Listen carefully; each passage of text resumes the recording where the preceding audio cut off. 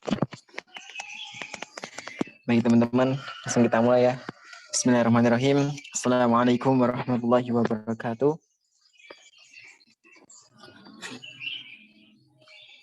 Innal hamdalillah nahmaduhu wa nasta'inuhu wa nastaghfiruh wa na'udzu billahi min syururi anfusina wa min sayyiati a'malina may yahdihillahu fala mudhillalah wa may yudlilhu fala hadiyalah.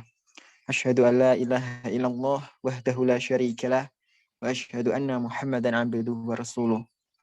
Allahumma shalli wa sallim wa barik ala Muhammad wa ala alihi wa ashabihi ajma'in. Amma ba'du.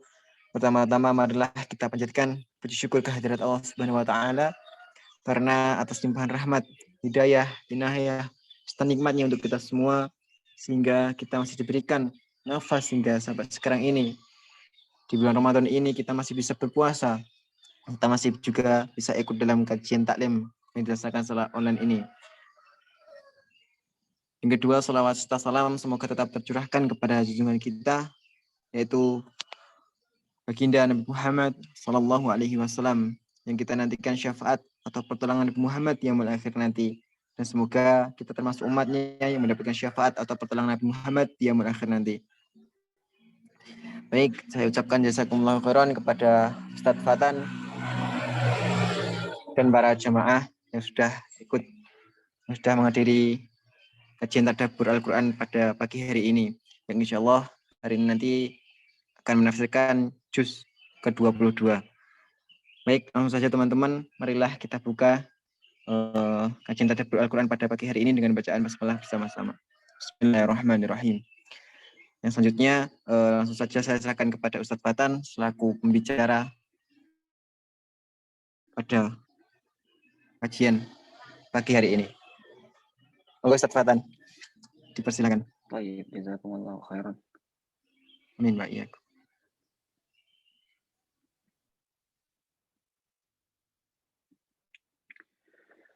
Bismillahirrahmanirrahim. Alhamdulillahilladzi anzala ilaina afdhala kitab wa arsala ilaina afdhala rusul wa ja'alana khayra ummatin ukhrijat lin-nas. Asyhadu an la ilaha illallah wahdahu la syarika lah wa asyhadu anna Muhammadan abduhu wa rasuluhu la nabiyya wa la rasula ba'dah. Allahumma salli ala Muhammad wa ala ali Muhammad kama sallaita ala Ibrahim wa ala ali Ibrahim innaka Hamidum Majid. وبارك على محمد وعلى آل محمد كما باركت على إبراهيم وعلى آل إبراهيم إنك حميد مجيد. Alhamdulillah, segala puji bagi Allah Subhanahu wa taala. Di pagi hari ini kita masih diberikan nikmat dan karunia-Nya. Allah masih memberikan kepada kita hidayah, masih memberikan kepada kita nikmat Islam, nikmat kesehatan, nikmat kesempatan, dan nikmat-nikmat yang lainnya. Dengannya kita masih bisa beribadah kepada Allah Subhanahu wa taala, di antaranya adalah ibadah puasa yang kita jalankan di bulan Ramadan ini, dan juga bisa bertemu dalam majelis ilmu ya, sama-sama kita mempelajari tafsir Al-Qur'an. Tidak lupa salawat serta salam semoga tercurahkan kepada Nabi kita Nabi Muhammad sallallahu alaihi wasallam yang telah berjuang dengan para sahabatnya meninggikan kalimat Allah dan menyebarkan agama Islam sehingga agama Islam itu masih sampai juga kepada kita. Dan tidak lupa juga semoga salawat tersebut tersampaikan kepada para keluarga beliau, para istri beliau, para anak keturunan beliau, dan juga para sahabat beliau dan orang-orang yang mengikuti jalan agamanya hingga akhir zaman nanti.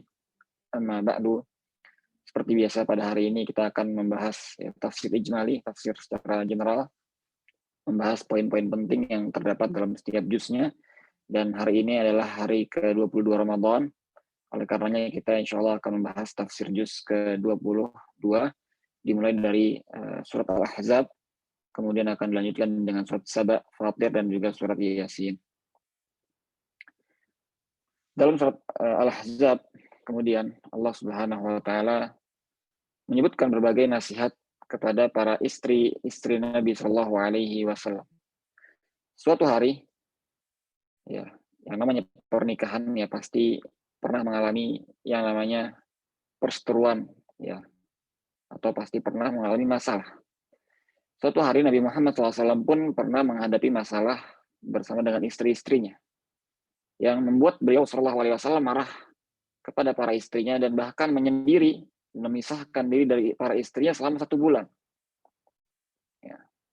Kemudian setelah itu turun ayat dari Allah Subhanahu wa taala, itu surat Al-Ahzab ini, dan Nabi SAW memberikan pilihan kepada para istrinya antara mau lanjut ya menjadi istri-istri Nabi SAW atau diceraikan. Dalam surat ini dijelaskan juga berbagai nasihat-nasihat ya kepada para istri Nabi. Allah SWT berfirman dalam ayat ke-28, Ya ayyuhan nabiyyu qul li azwajika in kuntunna turidna hayatad dunya wa zinataha fata'alaina umatti'kunna wa usarrihkunna sarahan jamila wa in kuntunna turidna Allah wa rasulahu wad daral akhirah fa inna Allah a'adda lil muhsinati minkunna ajran 'azima. Wahai Nabi, yaitu Nabi Muhammad SAW, maka katakanlah kepada istri-istrimu, jika kalian menginginkan kehidupan dunia dan juga perhiasannya, maka kemarilah, akan aku berikan dunia tersebut kepada kalian dan akan aku ceraikan dengan perceraian yang baik.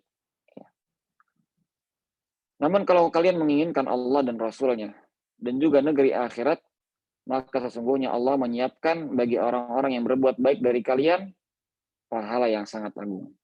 Maka di sini Rasulullah SAW memberikan dua pilihan kepada para istrinya. Jika lebih memilih dunia dan juga harta dan juga perhiasan-perhiasan yang ada di dunia ini, maka Rasulullah SAW akan memberikan. Dan Rasulullah akan menceraikannya dengan perceraian yang baik. Namun kalau lebih memilih akhirat, lebih memilih Allah dan Rasulnya dan juga negeri akhirat, maka Allah janjikan pahala yang besar bagi orang-orang yang berbuat baik di antara mereka. Ya. Kemudian setelah itu semua para istri Nabi SAW dan mereka adalah wanita-wanita pilihan yang Allah Subhanahu wa taala pilih untuk menemani nabinya sallallahu alaihi wasallam. Maka mereka semua memilih akhirat dan mereka bersabar di dunia ini. Ya, mereka bersabar di dunia ini dan mereka lebih memilih akhirat. Lebih memilih untuk tetap menjadi istri-istri para nabi meskipun mungkin dari segi dunia ya tidak sangat bagus ya, namun mereka lebih mencintai akhirat. Ini karena keimanan yang mereka miliki dan karena kecintaan mereka kepada Rasulullah SAW dan kecintaan mereka kepada agama. Maka akhirnya Allah SWT menyatakan kepada mereka bahwa amalan mereka akan dilipat gandakan, yang baik maupun yang buruk. Allah berfirman, Ya nisa'an nabi, may ya'ti minkunna bifahishatin mubayyinatin yudha'af laha al'adzabu dhi'fain wa kana dzalika 'ala Allah yasira. Wahai para istri-istri Nabi, barang siapa yang di antara kalian berbuat keji, ya, berbuat keji, artinya berbuat zina, maka Allah Subhanahu wa taala akan melipat gandakan azab kalian 2 kali. Ya, jadi azabnya kalau berbuat buruk maka akan dilipat gandakan. Wa kana dzalika 'ala Allah yasir, dan hal itu mudah bagi Allah. Namun sebaliknya, wa may yaqnut minkunna lillahi wa rasulih wa ta'mal salihan nu'tiha ajraha marratain wa a'tadna laha rizqan karima. Namun barang siapa yang taat kepada Allah dan Rasul-Nya serta beramal saleh, maka kami pun akan memberikan balasannya dan pahalanya 2 kali. Dan kami akan menyiapkan rizki yang mulia baginya. Jadi yang buruk dilipat gandakan, yang baik pun juga dilipat gandakan. Kemudian juga di antara nasihat yang disebutkan di sini adalah larangan berbicara dengan gemulai yang menimbulkan fitnah. Allah berfirman, Ya nisa'an nabi, lastunna ka'ahadin minan nisa'i in ittaqaitun, fala takhda'na bil qawli fayatma'a alladhi fi qalbihi maradu wa qulna qawlan ma'rufa. Wahai para istri-istri Nabi, kalian tidaklah seperti wanita-wanita yang lainnya kalau kalian bertakwa. Maka jangan kalian bercakap atau berbicara dengan kata-kata yang gemulai. Dengan kata-kata yang gemulai, yang merayu, yang akhirnya orang-orang yang di hatinya ada penyakit itu akan tomak, ya, akan terfitnah dengan suara tersebut. Dan katakanlah dengan perkataan yang baik. Jadi di sini Allah menyuruh para istri Nabi untuk berkata tetap yang baik, ya, berkata dengan santun, berkata dengan perkataan-perkataan yang baik. Namun jangan nadanya adalah nada yang gemulai yang membuat fitnah kepada laki-laki. Juga di antara nasihatnya adalah untuk menetap di rumah. Ya, jangan banyak keluar rumah. Juga larangan untuk bersolek, ya, berdandan yang berlebihan, ya. Dan juga perintah mendirikan salat, menunaikan zakat, serta menaati Allah dan Rasul-Nya. Allah berfirman, وَقَرْنَ فِي بُيُوتِكُنَّ وَلَا تَبَرَّجْنَ تَبَرُّجَ الْجَاهِلِيَّةِ الْأُولَى وَأَقِمْنَا الصَّلَاةَ وَآتِينَا الزَّكَاةَ وَأَطِعْنَا اللَّهَ وَرَسُولَهُ. Dan tetaplah kalian berada di rumah-rumah kalian. Dan ini sejatinya merupakan sebuah nasihat bukan hanya untuk para istri Nabi SAW, namun untuk semua wanita-wanita kaum muslimin. Ya, hendaknya mereka menetap di rumah mereka. Jangan banyak keluar. Karena ketika seorang perempuan itu keluar, maka akan menjadi fitnah. Ya, menjadi fitnah terhadap laki-laki. Maka sebagai wanita fitrahnya adalah berdiam di rumah. Wala tabarrujna tabarrujal jahiliyatil ula. Kalaupun keluar, maka jangan keluar dengan bersolek seperti orang jahiliyah orang jahiliyah zaman dulu. Ya, karena orang jahiliyah dulu ketika keluar semua perhiasannya dipakai. Ya, gelangnya dipakai semua, terus sampai ada juga perhiasan yang dipakai di kaki yang diperlihatkan kepada manusia dan lain sebagainya, tidak menutup aurat dan lain sebagainya. Dan dirikanlah salat serta tunaikanlah zakat dan taatilah Allah dan Rasul. Innama yuridullahu liyudhiba 'ankum ar-rijsa ahlal bait wa yutahhirakum tathhira. Semua perintah-perintah ini, semua nasihat-nasihat ini bukanlah untuk memberatkan para istri Nabi. Namun tujuannya adalah sungguhnya Allah hanya ingin menghilangkan rijs, menghilangkan kenajisan, menghilangkan kotoran dari kalian, wahai para ahlul bait Rasulullah SAW. Wa yutahhirakum tathhira. Semua itu demi menyucikan kalian. Karena mereka adalah para istri Nabi SAW yang suci. Maka Allah sucikan mereka dengan berbagai nasihat-nasihat. Juga di antara nasihatnya adalah mengingat nikmat Allah kepada mereka dengan dijadikannya tempat dibacakan ayat-ayat Allah dan hadis Nabi. Wadhkurna ma yutla fi buyutikunna min ayatillahi wal hikmah. Innallaha kana latifan khabira. Dan ingatlah ya bahwasannya di rumah-rumah kalian itu dibacakan ayat-ayat Allah. Ya, ini merupakan sebuah keutamaan yang besar bagi para istri Nabi SAW. Di mana rumah-rumah mereka itu menjadi tempat turunnya Al-Quran. Karena Rasulullah tinggal di situ. Maka Al-Quran pun turun di situ. Dan juga dibacakannya hikmah-hikmah hadis-hadis Nabi SAW, perkataan-perkataan Nabi SAW. Innallaha kana latifan khabira. Sungguhnya Allah Maha mengetahui. Kemudian juga di dalam surat Al-Ahzab ini ada perintah kepada kaum muslimat, ya, para akhwat, ya, para wanita, untuk menjulurkan jilbab mereka. Dan ayat ini, yaitu ayat ke-59, dinamakan dengan ayatul hijab, ayat hijab.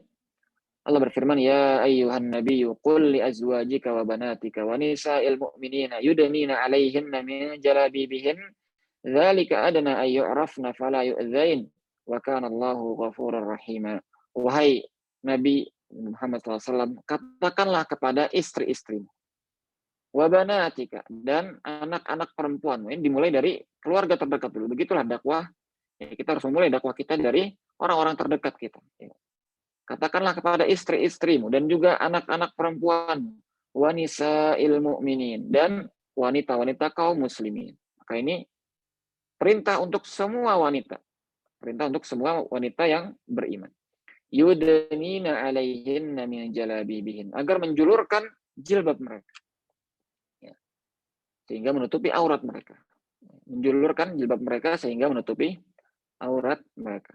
Maka ini perintah untuk memakai jilbab yang panjang yang aurat.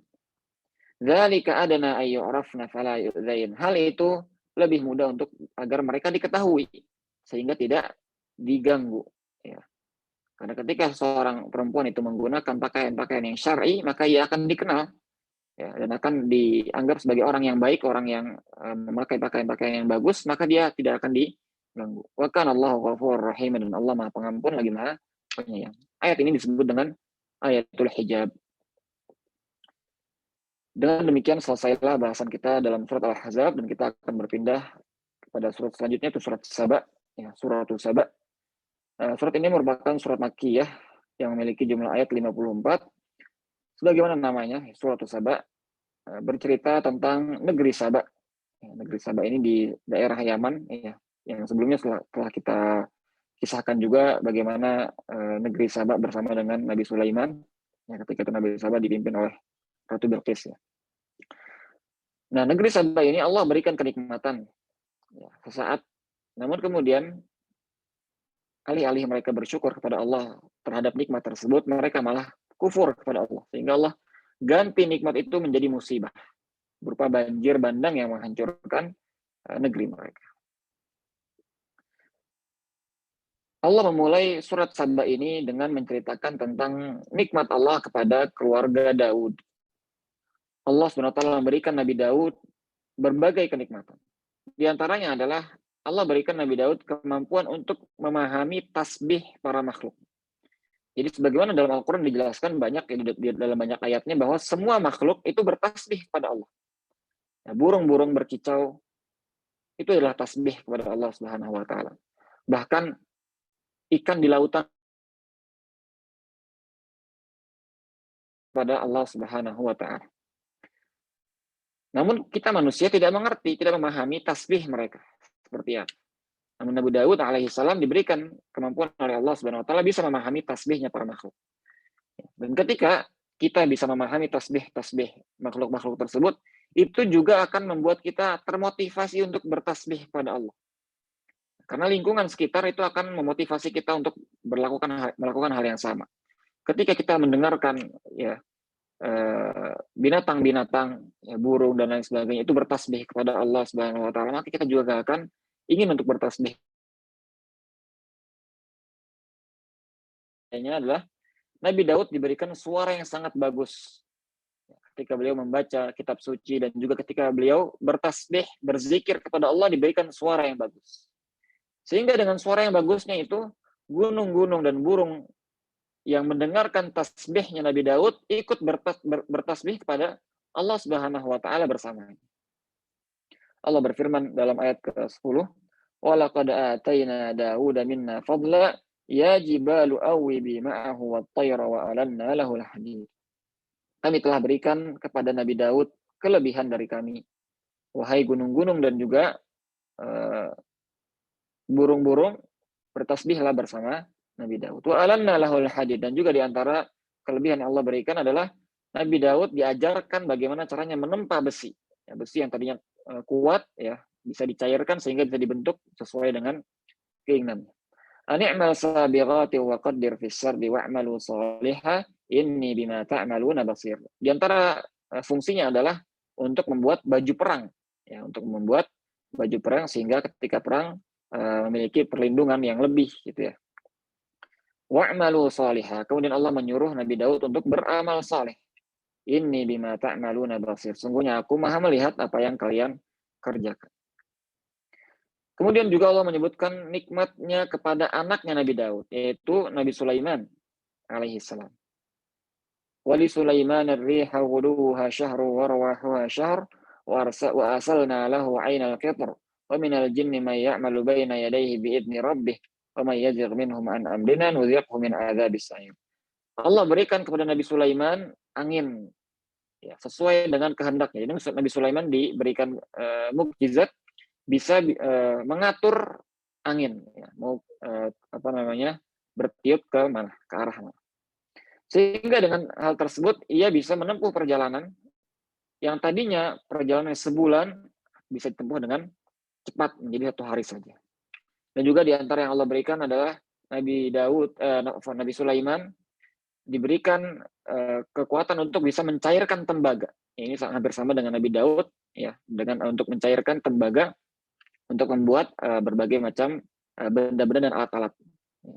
Dan juga di antara yang Allah berikan kepada Nabi Sulaiman tentara berupa jin yang bekerja untuk Nabi Sulaiman. Yang membuat bangunan-bangunan serta pahatan-pahatan dan juga membuat piring-piring yang besar, tungku-tungku.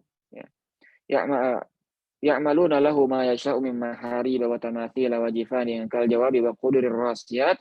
Ya'malu ala Dawud syukra wa qalilum min ibadiyasy syakur. Kemudian Allah setelah menyebutkan berbagai nikmatnya kepada Nabi Daud, juga anaknya Nabi Sulaiman, Allah menyuruh Nabi Daud dan Nabi Sulaiman untuk bersyukur kepada Allah. I'malu ala Dawud syukra.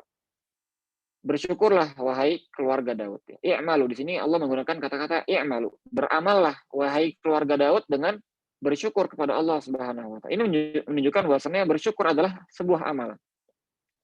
Ya, karena bersyukur itu mencakup amalan hati Ya, di mana di hati kita bersyukur kepada Allah Subhanahu wa taala, kemudian meyakini bahwasannya semua nikmat ini adalah dari Allah Subhanahu wa taala dan kita tidak punya daya dan upaya dalam mendapatkan nikmat ini. La haula wala quwata illa billah. Ini syukur dengan hati. Kemudian juga kita bersyukur dengan lisan kita dengan mengatakan alhamdulillah. Linahtadiya laula an hadanallah. Ya, segala puji bagi Allah yang telah memberi kami hidayah dan tidaklah kami akan mendapatkan hidayah kecuali setelah Allah berikan hidayah kepada kami. Itu bersyukur dengan lisan, dengan mengucapkan alhamdulillah dan juga berzikir kepada Allah Subhanahu wa taala. Dan juga bersyukur dengan anggota badan kita. Dengan menggunakan nikmat-nikmat tersebut di jalan Allah Subhanahu wa taala. Allah berikan kita nikmat kesehatan, maka kita gunakan nikmat tersebut untuk beribadah, salat kepada Allah Subhanahu wa taala. Allah berikan kepada kita nikmat berupa harta, maka kita gunakan untuk bersedekah dan menunaikan zakat. Itu adalah ya, amalan-amalan syukur ya. I'malu ala Daud syukra wa qalilum min ibadiyasy syakur. Allah katakan bahwa sedikit hamba-hambaku yang bersyukur. Sedikit hamba-hamba Allah yang bersyukur. Kebanyakan manusia kufur ketika diberikan nikmat, ia menyandarkan nikmat tersebut pada dirinya. Ia mengatakan seperti Qarun, innama utituhu ala ilmin indi. Nikmat ini aku dapatkan karena ilmu dariku. Aku yang berusaha, aku yang kerja. Ya, ini kufur nikmat. Ya. Kemudian lupa untuk mengucapkan alhamdulillah. Ya. Kemudian lupa untuk menggunakan kenikmatan itu di jalan Allah. Dia justru menggunakan nikmat Allah untuk bermaksiat. Ya. Untuk bermaksiat. Wal'iyadzubillah. Kufur kepada Allah SWT. Maka sedikit sekali hamba-hamba Allah yang bersyukur. Hendaknya kita menjadi hamba Allah yang sedikit tersebut, yang pandai bersyukur kepada Allah Subhanahu wa taala. Kemudian Allah menyebutkan kisah bagaimana Nabi Sulaiman wafat ya, ketika beliau alaihi salam wafat, beliau sedang bersandar kepada sebuah tongkat. Ya. Sehingga orang-orang di sekitarnya, bahkan termasuk jin yang bekerja untuk beliau, tidak mengetahui kalau Nabi Sulaiman telah wafat. Ya. Kemudian tongkat tersebut dimakan rayap, ya, sehingga rapuh. Barulah ketika itu Nabi Sulaiman terjatuh, dan barulah ketika itu orang-orang di sekitarnya tahu bahwa Nabi Sulaiman telah wafat. Allah berfirman, "Falamma qadayna 'alaihi al-maut, ma dallahum 'ala mauti illa dabbatul ardi ta'kulu min sa'atih, falamma kharra tabayyanatil jinnu an law kanu ya'lamuna al-ghaiba ma labithu fil 'adzabil muhin." Ketika kami tetapkan kematian kepada Nabi Sulaiman, tidaklah ada yang menunjukkan kematiannya kecuali rayap yang memakan tongkat yang ia bersandar padanya. Maka ketika Nabi Sulaiman terjatuh, barulah jin yang bekerja kepadanya itu mengetahuinya, dan mereka sadar bahwa kalau mereka mengetahui tentang ilmu gaib, maka mereka tidak akan tetap dalam azab yang menghinakan. Maka ini menunjukkan bahwa jin itu tidak mengetahui hal yang gaib. Ya. Tidak seperti yang banyak orang yakini bahwa jin mengetahui hal yang gaib. Tidak. Jin sama seperti manusia, semua adalah makhluk yang tidak mengetahui hal gaib. Hanya Allah lah yang mengetahui hal yang gaib. Dengan bukti kisah Nabi Sulaiman ini. Ya. Ketika Nabi Sulaiman wafat dan ia bersandar dengan tongkatnya, itu jin-jin di sekitarnya masih tetap kerja. Ya, masih tetap kerja karena mereka kerja untuk Nabi Sulaiman. Kalau Nabi Sulaiman sudah tidak ada, mereka tidak mau kerja lagi. Ya. Dan mereka tidak mengetahui.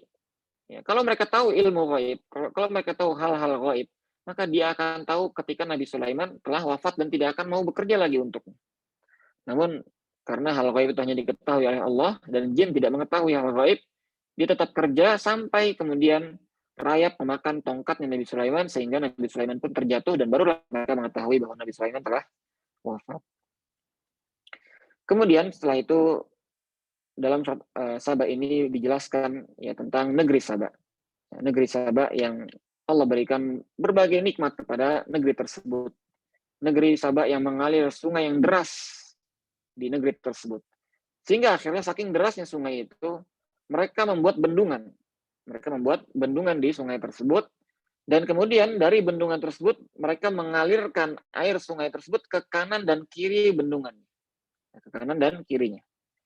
Kemudian dari saluran air tersebut, dari aliran air tersebut, mereka membuat kebun-kebun di kanan dan di kiri negeri tersebut. Dan juga di antara Allah berfirman dalam ayat ke-15, laqad kana li sab'in fi maskanihim ayah jannatani an yaminin wa shimal kulu min rizqi rabbikum washkuru lah baldatun thayyibatu wa rabbun ghafur. Sungguh dalam negeri Saba itu, dalam tempat tinggal mereka ada sebuah bukti. 2 kebun di kanan dan kiri mereka. Makanlah dari rezeki Rob kalian dan bersyukurlah kepadanya. Negeri yang baik dan Rob yang maha pengampun. Allah telah berikan rezeki kepada mereka.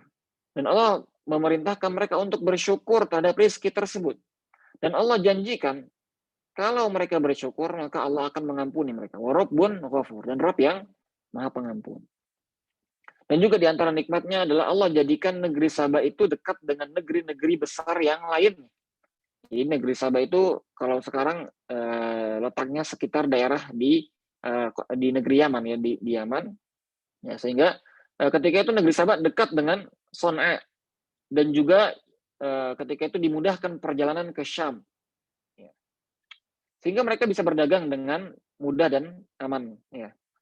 وَجَعَلْنَا بَيْنَهُمْ وَبَيْنَ الْقُرَى الَّتِي بَارَكْنَا فِيهَا قُرًى ظَاهِرَةً وَقَدَّرْنَا فِيهَا السَّيْرَ سِيرُوا فِيهَا لَيَالِيَ وَأَيَّامًا آمِنِينَ. Berjalanlah ke negeri-negeri tersebut dengan beberapa hari dan malam yang mudah dan aman. Jadi Allah berikan keamanan di jalan antara negeri Saba dengan negeri-negeri besar seperti Son'a dan juga Syam ketika itu. Namun mereka setelah Allah berikan nikmat-nikmat tersebut justru mereka kufur kepada Allah Subhanahu wa taala. Kufur nikmat kepada Allah. Sehingga Allah kirimkan banjir yang menghancurkan bendungan tersebut yang mereka miliki, sehingga ketika bendungan tersebut hancur dan air tersebut menjadi banjir bandang yang menenggelamkan kebun-kebun mereka, sehingga kebun-kebun mereka pun hancur dan rusak. Yang tadinya memiliki buah-buah yang manis justru hanya menjadi buah yang pahit. Ya. Allah berfirman, fa'aradu fa'arsalna 'alaihim sailal 'arim wa baddalnahum bi jannatayhim jannatayn dzawatay ukulin khamtin wa athli wa syai'in min sidrin qalil. Maka mereka berpaling dan kufur nikmat kepada Allah Subhanahu wa taala, maka kami kirimkan banjir bandang yang menghancurkan kebun-kebun mereka. Maka kami gantikan 2 kebun yang bagus itu yang mereka miliki dengan 2 kebun yang makanannya atau pohonnya itu buahnya buah yang pahit. Ya. Dan juga Allah gantikan dengan pohon tamariska ya. Asal itu pohon yang kering, ya sebuah pohon yang kering yang tidak berbuah kecuali sedikit saja. Wa syai'in min sidrin qalil, dan hanya pohon sidr yang sedikit. Ya, pohon sidr ini pohon yang bagus ya, mengeluarkan buah-buah yang bagus, tapi cuman dikasih sedikit. Dzalika jazainahum bima kafaru wa hal nujazi illal kafur. Begitulah kami berikan balasan bagi orang-orang yang kufur, dan kami wa hal nujazi illal kafur, dan kami tidaklah mengazab kecuali orang-orang yang kufur kepada Allah Subhanahu wa taala. Dan akhirnya mereka pun juga menentang Allah dan berbuat zalim, sehingga Allah jauhkan jarak antara mereka dengan negeri-negeri yang lainnya. Tadinya perjalanan antara Saba dengan negeri-negeri lainnya itu perjalanan yang aman menjadi perjalanan yang tidak aman, sehingga mereka tidak bisa lagi berdagang dan melakukan safar ke negeri-negeri tersebut. Begitulah balasan Allah dari orang-orang yang kufur, yang berpaling dari nikmat Allah, yang mereka sejatinya berbuat zalim ya, wa zalamu anfusahum, mereka menzolimi dirinya sendiri. Mereka tidak pernah berbuat zalim kepada Allah. Allah tidak terzolimi sedikit pun. Mereka yang menzolimi diri mereka sendiri. Maka Allah ubah nikmat mereka menjadi azab. Maka pelajaran yang bisa kita ambil di sini adalah janganlah kita mengubah ya, nikmat Allah menjadi azab dengan mengubah syukur menjadi kufur. Ketika kita diberikan kenikmatan oleh Allah Subhanahu wa taala, hendaknya kita bersyukur dan mempergunakan kenikmatan tersebut untuk ibadah kepada Allah Subhanahu wa taala, sehingga Allah akan tambah nikmat tersebut. La in syakartum la azidannakum. Kalau kalian bersyukur, kami akan tambah nikmat tersebut kepada kalian. Sebaliknya, wala in kafartum inna adzabi lasyadid. Kalau kalian kufur, sungguh azabku pedih. Seperti negeri Saba yang tadinya punya banyak kebun-kebun yang baik, Allah karena mereka kufur, Allah berikan mereka banjir yang menghancurkan kebun-kebun mereka, wala'iyadzubillah. Dengan demikian selesailah bahasan kita dalam surat Saba. Kita berpindah pada surat selanjutnya, yaitu surat Fatir. Dan surat ini merupakan surat Makkiyah yang memiliki jumlah ayat 45. Dinamakan dengan surat Fatir karena diawali dengan sifat Allah, yaitu Fatir samawati wal ard, yang menciptakan langit dan bumi. Fatir maknanya seperti khaliq. Ya, Fatir maknanya seperti dengan khaliq, yaitu pencipta. Bedanya adalah kalau Fatir itu memiliki sebuah kekhususan makna, yaitu yang menciptakan sesuatu tanpa misal sebelumnya. Ya, kalau khaliq lebih umum, ya, yang menciptakan saja. Baik yang menciptakan di awal maupun menciptakan di akhir. Ya. Adapun Fatir, maka maknanya lebih khusus, yaitu sesuatu atau menciptakan sesuatu tanpa misal sebelumnya. Dan Allah lah Al-Fatir. Allah lah yang menciptakan langit dan bumi tanpa ada misal sebelumnya. Allah yang menciptakan manusia tanpa ada misal sebelumnya. Dan juga surat ini dinamakan dengan surat Malaikah karena juga dimulai dengan penjelasan bahwa Allah pencipta malaikat, ya, malaikat-malaikat yang memiliki banyak sayap sebagai rasul yang menjadi perantara berbagai urusan Allah Subhanahu wa taala kepada para hamba. Dan dalam surat Fatir ini Allah sebutkan bahwa Allah lah yang maha kaya, kita yang butuh kepada Allah Subhanahu wa taala. Allah menyuruh kita untuk mengingat berbagai nikmatnya kepada kita. Ya, Allah berfirman dalam ayat ketiga, ya ayyuhan nas uzkuru ni'matallahi 'alaikum. Hal min khaliqin ghairallahi yarzuqukum minas sama'i wal ard. La ilaha illa huwa fa anna tu'fakun. Wahai sekalian manusia, ingatlah nikmat Allah kepada kalian. Adakah pencipta selain Allah yang memberikan kalian rizki dari langit dan bumi? Allah turunkan rizki dari langit dan bumi. Dari langit Allah turunkan hujan. Dari bumi Allah turunkan tumbuh-tumbuhan dan hewan-hewan. La ilaha illa huwa fa anna tu'fakun. Tidak ada Tuhan yang berhak disembah selainnya. Allah lah yang mengirimkan angin yang membawa hujan. Allah berfirman, wallahu alladzi arsala ar-riyaha fatuthiru sahaban fasuqnahu ila baladin mayyitin fa ahyayna bihil arda ba'da mautiha. Kadzalikan nusyur. Allah yang mengirimkan angin, ya, kemudian angin tersebut membawa awan yang membawa hujan, kemudian hujan tersebut turun dan menghidupkan negeri yang tadinya kering kerontang mati, maka kami hidupkan kembali bumi tersebut, atau tanah tersebut, sehingga menjadi tanah yang subur dan menumbuhkan tumbuh-tumbuhan. Kadzalikan nusyur. Begitulah juga ketika nanti di hari kiamat kita dibangkitkan oleh Allah. Sebagaimana Allah menghidupkan tanah yang tadinya kering, kerontang, dan mati menjadi tanah yang subur dan menumbuhkan tumbuh-tumbuhan, begitulah di hari kiamat nanti Allah akan membangkitkan manusia. Dalam sebuah hadis dijelaskan bahwa di hari kiamat nanti Allah akan menurunkan hujan. Kemudian dari hujan tersebut manusia yang tadinya berada dalam kuburan, itu akan hidup kembali seperti tumbuhan yang hidup dari tanah. Kadzalika nusyur. Kemudian juga Allah sebutkan bahwasanya miliknya lah semua kemuliaan dan kepadanya lah terangkat perkataan yang baik. Allah berfirman dalam ayat ke-10, ilaihi man kana yuridul izzata falillahil izzata jami'a ilaihi yas'adul kalimut thayyib wal 'amalus shalihu yarfa'uh. Barang siapa yang hendak mencari kemuliaan, sesungguhnya kemuliaan semuanya milik Allah. Kepadanya lah terangkat perkataan-perkataan yang baik serta amalan-amalan yang soleh yang mengangkatnya. Jadi semua perkataan-perkataan baik yang kita ucapkan, tasbih kita, tahmid kita, syukur kita, alhamdulillah kepada Allah Subhanahu wa taala, itu akan terangkat kepada Allah Subhanahu wa taala. Dan yang mengangkatnya adalah al-amalus shalih. Al-amalus shalih yarfa'. Amal-amal saleh itu yang akan mengangkat perkataan-perkataan yang baik itu. Ini menunjukkan bahwa perkataan yang baik saja tidak cukup, namun juga harus dibarengi dengan amal saleh kita yang membuktikan akan kebenaran amal-amal tersebut. Tidak cukup ketika kita mengatakan alhamdulillah, namun kita gunakan nikmat-nikmat dari Allah kepada maksiat. Tidak cukup kita mengatakan la ilaha illallah, namun kita masih menyembah dan berdoa kepada selain Allah. Maka perkataan yang baik harus dibuktikan dengan amal soleh. Perkataan yang baik akan terangkat dengan amal soleh kepada Allah dan diterima oleh Allah Subhanahu wa taala. Juga Allah menyatakan bahwa Allah lah yang menjadikan kita berpasang-pasangan. Tsumma ja'alakum azwaja, laki-laki dan perempuan. Juga Allah yang membedakan antara air sungai yang tawar dengan air laut yang asin. Wa ma yastawil bahrani hadza 'azbun furatun sa'ighun syarabuh wa hadza milhun ujaj. Allah lah yang membedakan, tidaklah sama antara dua air, yaitu air sungai dan juga air laut, ya, yang satu air tawar, yang satu air asin, dan dari semuanya Allah berikan ikan, ya, atau makanan bagi manusia. Kemudian Allah juga yang membuat malam dan siang silih berganti. Itulah Allah Rabb yang berhak kita berdoa kepadanya. Selainnya tidak memiliki suatu apapun meski sehelai kulit biji kurma. Allah berfirman dalam ayat ke-13, yulijul laila fin nahar wa yulijul nahar fil lail wa sakhkhara asy-syamsa wal qamara kullu yajri li ajalin musamma dzalikumullahu rabbukum lahul mulk.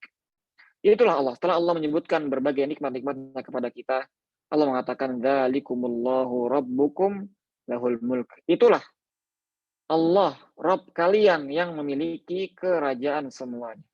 Walladzina tad'una min dunihi ma yamlikuna min qitmir.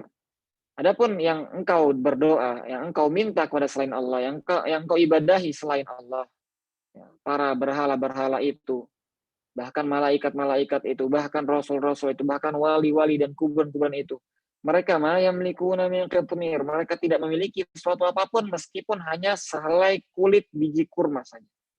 Nah, kalau kita makan kurma, kemudian kita keluarkan bijinya itu punya ada kulit, ya, kulit kecil yang transparan, ya, yang ada di sekitar biji kurma itu. Dalam bahasa Arab itu digunakan dengan qitmir. Allah katakan mereka qitmir aja, kulit biji kurma aja mereka nggak punya, apalagi mengijabah doa manusia. In tad'uhum la yasma'u du'aakum walau sami'u mastajabu lakum wa yaumal qiyamati yakfuruna bisyirkikum. Kalau engkau berdoa kepada mereka, kalau engkau meminta mereka, meminta orang-orang yang sudah mati, ya, meminta orang-orang yang sudah di kuburan, meminta kepada para nabi, para malaikat, la yasma'u du'aakum, mereka tidak akan mendengar doa kalian. Walau sami'u mastajabu lakum. Kalaupun mereka dengar, mereka tidak akan mampu untuk mengijabah doa kita. Dan pada hari kiamat pun mereka akan mengingkari kesyirikan yang kalian kerjakan. Nabi Isa alaihissalam ketika disembah oleh orang-orang Nasrani akan mengingkari dan akan berlepas diri dari mereka di hari kiamat. Dan semua sesembahan-sesembahan selain Allah akan berlepas diri dari orang-orang yang menyembahnya. Maka kemudian Allah Subhanahu wa taala setelah menyebutkan berbagai nikmatnya dan hanya ialah yang berhak disembah selainnya, Allah katakan bahwasannya semua kita fakir dan butuh kepada Allah, sedangkan Allah Maha Kaya lagi Maha terpuji. Allah berfirman, "Ya ayyuhan nas, antumul fuqara'u ilallah, wallahu huwal ghaniyyul hamid." Wahai sekalian manusia, kalianlah yang butuh kepada Allah. Kalianlah orang-orang yang fakir, yang tidak memiliki apapun. La haula wala quwata illa billah. Tidak ada daya dan upaya kecuali kepada Allah. Wallahu huwal ghaniyyul hamid. Dan Allah, dialah yang maha kaya lagi maha terpuji. Ketika kita tidak menyembah Allah, Allah tetap maha kaya. Dan ketika kita tidak memuji Allah, maka Allah tetap maha terpuji. Allah tidak butuh dengan amalan kita. Allah tidak butuh dengan pujian kita. Allah telah memiliki semua yang ada di dunia dan di langit. Allah memiliki khazanah dari segala sesuatu. Semua yang ada di bumi dan di langit memuji Allah dan bertasbih kepada Allah. Maka Allah tidak butuh kepada amalan juga pujian kita. Kemudian Allah juga menjelaskan tentang 3 golongan pewaris kitab suci. Ya, Allah berfirman dalam ayat ke-32. Tsumma awratna al-kitaba alladziina astafaina min ibadina faminhum zalimun li nafsihi wa minhum muqtasid wa minhum sabiqun bil khairati bi idznillah dzalika huwal fadlul kabir. Dalam menyikapi kitab suci, yakni Al-Quran, manusia terbagi menjadi 3. Ada orang-orang yang zalim kepada dirinya sendiri. Yaitu mereka yang tidak melaksanakan perintah dan justru melanggar larangan-larangan yang ada dalam Al-Quran. Mereka sejatinya zalim kepada dirinya sendiri. Mereka rugi sendiri. Ada juga golongan pertengahan, muqtasid. Yaitu mereka yang hanya melaksanakan kewajiban dan menjauhi keharaman. Jadi cukup melaksanakan kewajiban dan menjauhi keharaman saja. Ada juga golongan yang lebih baik lagi adalah orang yang berlomba-lomba dalam kebaikan. Minhum sabiqum bil khairati bi idznillah. Dengan izin Allah mereka berlomba-lomba dalam kebaikan, yaitu mereka yang selain melaksanakan kewajiban juga menambah dengan sunnah-sunnah yang lainnya, dengan mustahabbat, ya, dengan salat-salat sunnah misalnya, dengan membaca Al-Quran dan sebagainya. Dan juga mereka menjauhi keharaman serta menjauhi hal-hal yang makruh. Ya, hal-hal yang makruh yang sebenarnya boleh, namun kalau ditinggalkan maka lebih baik. Adapun golongan yang kedua dan yang ketiga, yaitu orang-orang yang pertengahan yang melaksanakan kewajiban serta menjauhi keharaman. Juga golongan yang kedua dengan yang ketiga, orang-orang yang berlomba dalam kebaikan, mereka akan dimasukkan ke dalam surganya Allah Subhanahu wa taala, tentunya dengan berbagai derajatnya, negeri kenikmatan yang abadi. Allah berfirman dalam ayat ke-33, jannatu adni yadkhulunaha. Yaitu surga-surga Aden yang mereka akan masukkan ke dalamnya. Kemudian Allah juga berfirman, alladzi ahallana daral muqamati min fadlihi la yamassuna fiha nasabu wa la yamassuna fiha lughub. Allah yang memberikan kepada kami negeri akhirat, negeri surga, negeri yang abadi. Dengan karunia-Nya, di sana kami tidak akan merasa capek ya, dan juga tidak akan merasa bosan.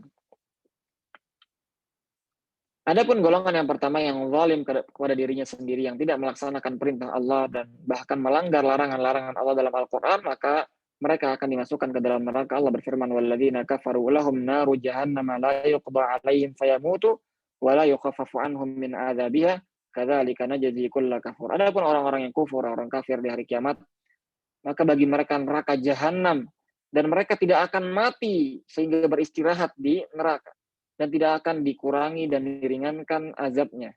Begitulah kami memberikan balasan kepada setiap orang yang kufur kepada Allah Subhanahu wa taala.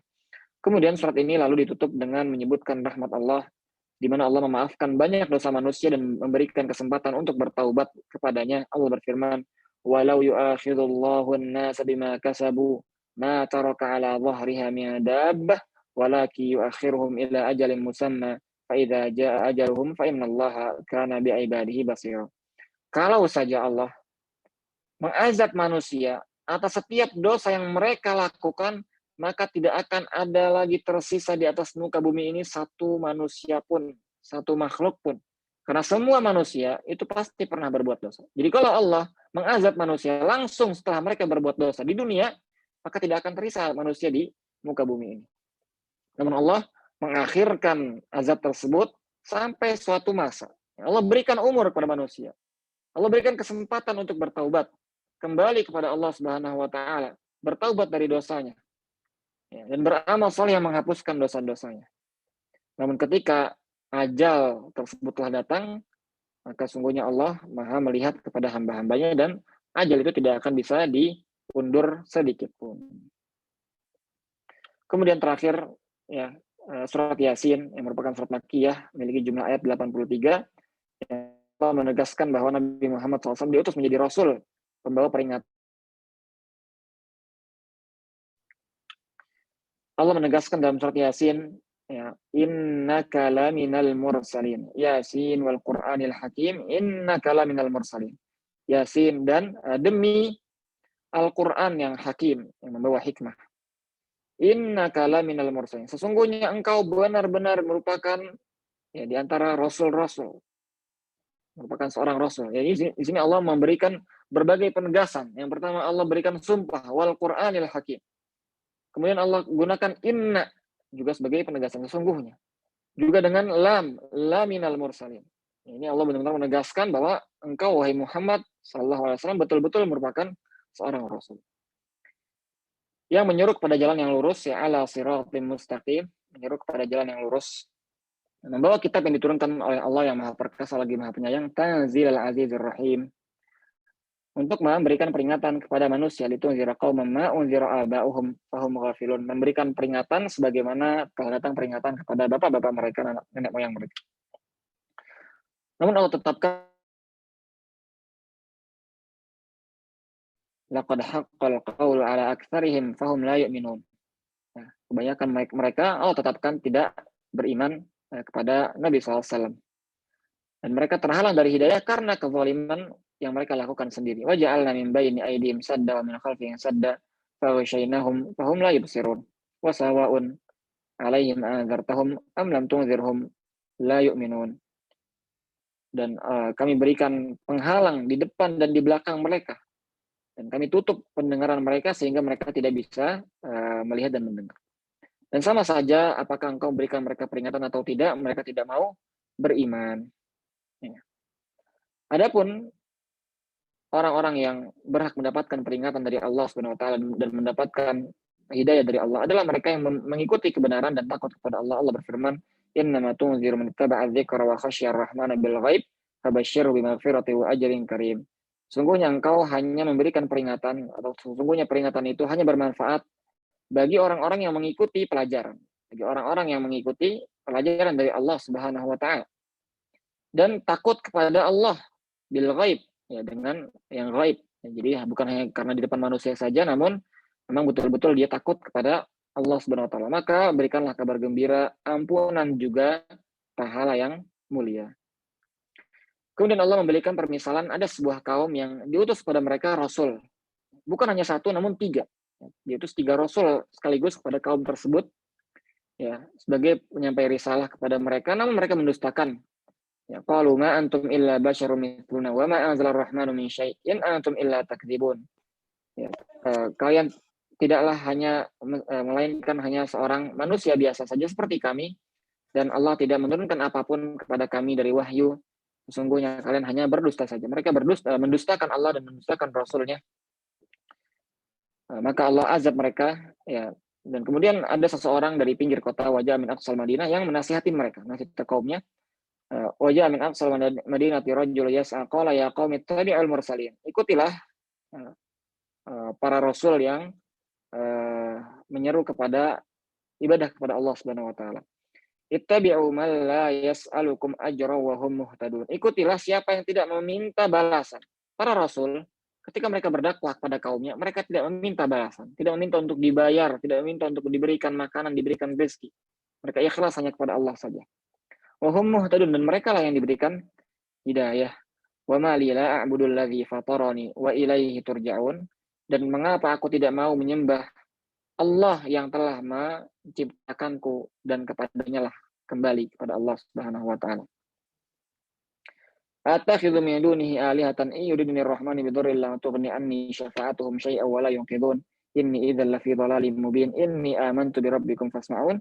Qila dukhulil jannah qala ya laita qaumi ya'lamun. Kemudian orang ini terus mendakwahi dan menasihati kaumnya, namun kaumnya tidak mau mengambil pelajaran dan tidak mau beriman kepada Rasul tersebut, sehingga orang ini dimasukkan oleh Allah ke dalam surga. Dan kemudian setelah ia mendapatkan kenikmatan surga, dia mengatakan qala ya laita qaumi ya'lamun bima ghafara li rabbi wa ja'alani minal mukramin. Kalau saja kaumku dahulu mengetahui dengan apa yang Allah berikan ampunan kepadaku dan menjadikanku di antara orang-orang yang dimuliakan olehnya. Di hari kiamat nanti, orang-orang yang tidak mau mengambil pelajaran dan tidak mau mendengarkan nasihat akan merugi dan akan menyesal. Ya.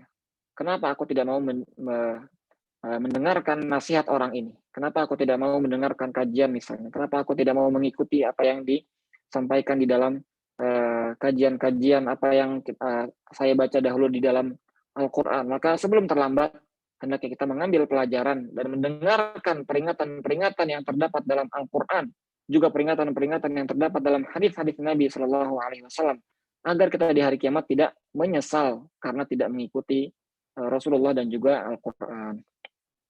Demikian kajian kita pada hari ini di juz ke-22. Semoga bermanfaat. Jika ada kesalahan maka ana mohon maaf, itu dari ana dan dari syaitan. Jika ada kebenaran maka semua dari Allah Subhanahu wa taala. Kita lanjutkan insyaallah besok hari di pembahasan juz ke-23.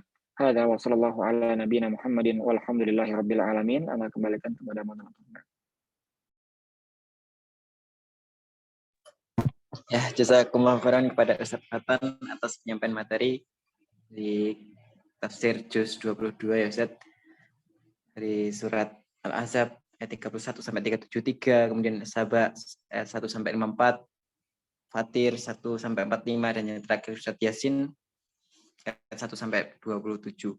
Ya mungkin itu tadi teman-teman ya tafsir juz 22 yang telah disampaikan oleh Ustaz Fatan. Insyaallah semoga dengan penyampaian ini dapat memberikan pengetahuan yang lebih tentang Islam, terutama Al-Quran kepada jamaah, kepada teman-teman semuanya.